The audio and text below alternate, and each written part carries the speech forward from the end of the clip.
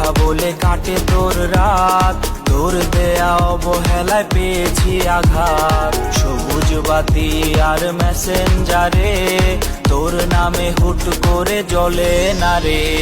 রোজ রাতে কান্নাতে ভিজে বালিশ, তুই হিনা কার কাছে দেই রে নালিশ।